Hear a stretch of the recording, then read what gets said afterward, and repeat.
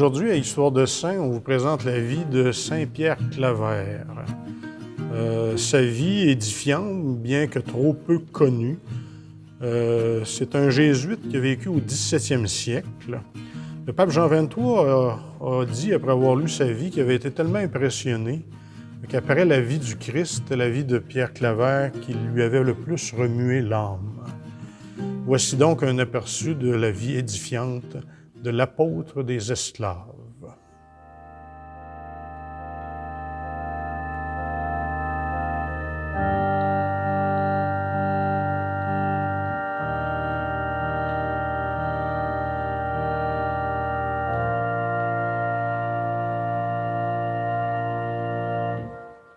Alors, Saint Pierre Claver, donc, est né à Verdú, en Catalogne, en Espagne, près de la ville de Barcelone, en 1580, dans une famille de paysans. Il est très doué pour les études. Il va rentrer vers l'âge de 22 ans dans la compagnie des Jésuites pour y faire son noviciat. Durant ses études en philosophie à Majorque, de 1605 à 1608, va se produire la rencontre clé de sa vie. Il va se lier d'amitié avec le portier du collège, Saint Alphonse Rodriguez, qui va lui inculquer la dévotion, l'humilité et la mortification. Et il lui parle aussi souvent des missions en Amérique qui viennent d'ouvrir. Et ça va ouvrir en Pierre Claver un désir là, de partir en mission. En 1610, il reçoit la permission donc de partir pour l'Amérique. La première chose qu'il va faire après avoir traversé l'Atlantique, ça va être de se pencher pour embrasser le sol de cette terre qui va arroser de ses sueurs. Ensuite, on va l'envoyer à Bogota pour terminer ses études. Il va être ordonné prêtre en 1616. Il revient alors à Cartagena, donc là on est en Colombie, où il va s'initier auprès du père Alonso de Sandoval au travail auprès des esclaves noirs. Le père Sandoval étant appelé au Pérou, toute la tâche de ce travail-là auprès des esclaves va retomber sur les épaules du père Claver, le jeune père Claver. Il va donc poursuivre les méthodes de son maître, mais en les personnalisant. En avril 1922, Claver va faire sa profession solennelle et après sa signature, il va inscrire la formule, la devise de sa vie, « Esclave des esclaves pour toujours ». Les conditions dans lesquelles les esclaves faisaient le voyage d'Afrique vers l'Amérique étaient absolument épouvantables. On les traitait pire que des animaux. Ils arrivaient là par centaines dans les soutes de bateaux. Et dès que Pierre Claver apprenait qu'il y a un de ces bateaux-là qui arrivait, lui, évidemment, c'était son ministère, il était dans la joie, à tel point qu'il faisait célébrer des messes pour la personne qui lui avait annoncé que le bateau arrivait. Puis, il se renseignait sur la nationalité de ceux qui étaient à bord. Lui-même, il parlait la langue principale d'Angola, mais il faisait affaire beaucoup avec des interprètes. Avec le temps, il va constituer un corps d'interprètes. Il va y en avoir environ 18, plus ou moins multilingues, là, qui vont l'aider dans son ministère. Et là, il accueillait donc des aumônes, des gens pieux, puis il allait au marché, puis là, il achetait toutes sortes de provisions puis de cadeaux qu'il donnait aux esclaves. Il leur souhaitait d'abord la bienvenue, prenant chacun dans ses bras, puis il leur disait qu'il était comme un père pour tous. Il leur assurait qu'on n'allait pas les tuer. Il prenait beaucoup de temps pour leur dire ça, parce que dans leur pays, on leur avait dit qu'ils allaient être tués, et donc, mais il leur disait qu'on allait se servir d'eux, pour les faire travailler. Et surtout que Dieu les avait amenés pour qu'ils le connaissent et pour qu'ils fassent d'eux ses fils. Claver cherchait ensuite à savoir s'il y avait des malades graves parmi eux. Il s'occupait d'abord d'eux autres, il les lavait, les soulageait. S'ils n'avaient pas été baptisés, il les instruisait assez pour ensuite leur donner le baptême. Et puis, il baptisait aussi les nouveau-nés en péril. C'est dans les fermes où on tenait les esclaves en quarantaine avant de les vendre ou de les envoyer plus loin dans le sud que Pierre Claver commençait l'instruction chrétienne des esclaves. Il commençait d'abord par leur trouver des vêtements parce qu'ils étaient nus. Et puis ensuite, il leur parlait de Dieu et de la foi. On dit avec des mots si ardents et de si vives explications qu'on aurait dit qu'il enflammait les cœurs et les esprits. Et en leur parlant donc de cette espérance de la gloire future qu'ils auraient, qui jouiraient du ciel, spécialement par le baptême. Ensuite, il les portait à faire des actes d'amour envers Dieu, puis il leur disait comment il fallait beaucoup s'aimer les uns les autres. Après leur baptême, il leur donnait qu'on leur mette dans le cou une médaille de plomb, avec d'un côté Jésus, puis de l'autre côté l'image de Marie. Un autre ministère qu'accomplissait Pierre Claver, c'était de prêcher, catéchiser et confesser les esclaves noirs qu'il y avait dans la ville et aux alentours. Spécialement durant le carême, il faisait en sorte de confesser pendant des heures. Et évidemment, il y a des hommes blancs de temps en temps qui lui demandaient de se confesser. Il leur répondait dans ce temps-là, en ville, vous allez trouver des confesseurs en masse. Moi, je suis le confesseur des esclaves. Puis aux dames espagnoles qui lui demandaient de se confesser, il disait, Mesdames, mon confessionnal est trop étroit pour vos grandes robes.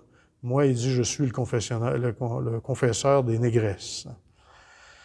Dans la chapelle, près de son confessionnal, il y avait de pieux tableaux de l'enfer, du purgatoire et du ciel, et aussi de la passion et de la crucifixion de Jésus. Il faisait des sermons très fervents sur les 3 premiers tableaux pour susciter la conversion puis le repentir des fautes. À tel point qu'il n'y avait pas seulement les esclaves qui l'écoutaient, les Espagnols étaient tellement frappés qu'ils s'avançaient eux autres aussi pour entendre les prêches de Pierre Claver. À Pâques, Claver faisait le tour des fermes à cheval ou à pied pour permettre aux esclaves de pouvoir se confesser et communier là, au moins une fois par année. C'était une époque de pluie avec un climat très malsain. Il marchait dans la boue des fois, on dit, jusqu'aux genoux. Claver mangeait très peu. C'était un homme, on le voit par son ministère, il était déjà très mortifié, mais il mangeait aussi très peu. Puis ce qui lui restait dans ses repas, là, quand il y avait des restes, il gardait ça pour les esclaves. Si on lui offrait des œufs ou du poulet, il demandait que ce soit préparé pour les pauvres et les malades. Les malades étaient particulièrement sujets de ses soins à la fois humains et spirituels. Il visitait les hôpitaux et il s'occupait surtout des malades là, les plus répugnants, puis ceux qui étaient atteints de maladies contagieuses, spécialement les lépreux. Il s'occupait autant de les laver que de leur donner des remèdes. Il les accompagnait à la fois donc pour les consoler et pour leur donner des soins spirituels et aussi des funérailles dignes quand ils mouraient. Un dernier champ d'apostolat de Pierre Claver, c'était l'accompagnement auprès des prisonniers et des condamnés à mort. On dit qu'il ne passait pas une semaine sans aller les visiter. Il confessait ceux qui le voulaient, après les avoir exhortés, et il leur disait qu'il valait mieux payer en cette vie les peines des péchés plutôt que dans l'éternité. Il leur présentait aussi un crucifix avec Jésus, et spécialement donc aux condamnés à mort, il leur disait que c'était le remède à tous leurs maux. Il les consolait longuement, puis les invitait à faire une confession générale de leur vie. Après ça, il leur disait, on oublie le passé, puis on se concentre là, sur l'acte suprême. Là, vous allez passer maintenant de la vie d'ici-bas vers le ciel.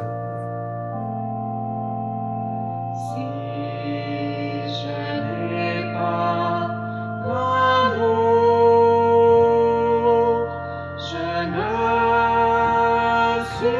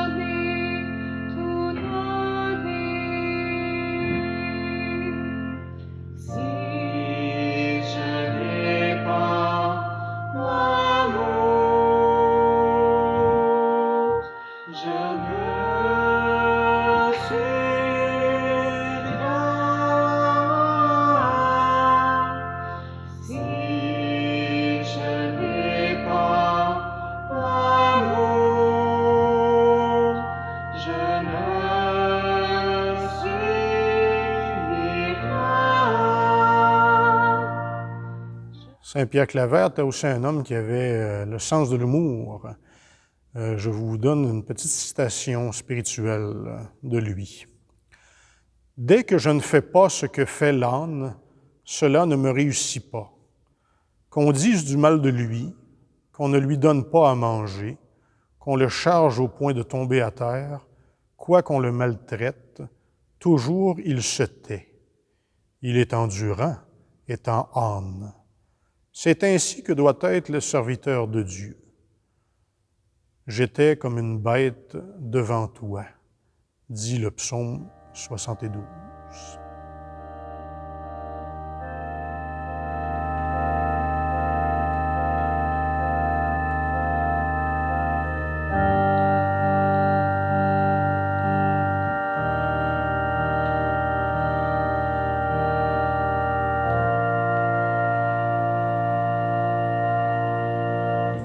Alors, comme vous avez pu le constater, Saint-Pierre Claver n'a pas été un idéologue. C'est-à-dire qu'il n'a jamais prêché contre l'esclavage des Noirs. Il a souvent, par contre, essayé de s'interposer entre les maîtres et ces derniers pour que les maîtres puissent bien traiter les esclaves. Claver s'est d'abord mis au service des esclaves, faisant parler la charité par les œuvres. Les gens ont vite compris que s'il agissait ainsi, c'était parce que la grâce de Jésus, par son esprit, là, agissait en lui. Et c'est pourquoi il y a tant de gens qui ont collaboré avec lui et tant de discriminés qui ont témoigné en sa faveur. Ils n'ont pas pu ne pas reconnaître en son action la miséricorde de Jésus à l'œuvre ainsi que celle de Dieu. Saint-Pierre Claver s'est éteint en 1654, après avoir été 3 ans malade, ce qui ne l'a pas empêché de continuer avec les interprètes, de faire du bien, spécialement auprès des lépreux. Après environ 40 ans d'évangélisation auprès des esclaves, son ministère a suscité de très nombreuses conversions. On dit qu'il aurait baptisé quelques 300 000 âmes. C'est pour ça d'ailleurs qu'on a voulu se placer près du baptistère ici. Il a été canonisé en janvier 1888 par le pape Léon XIII, le même jour que son ami saint Alphonse Rodriguez. En 1985, il a été aussi déclaré défenseur des droits de l'homme. Son corps repose sous l'autel principal de l'église Saint-Pierre Claver à Cartagena, en Colombie, où il a œuvré une grande partie de sa vie auprès des esclaves. Alors, c'était la capsule Histoire de Saint sur la vie de Saint-Pierre Claver en ce 9 septembre 2020.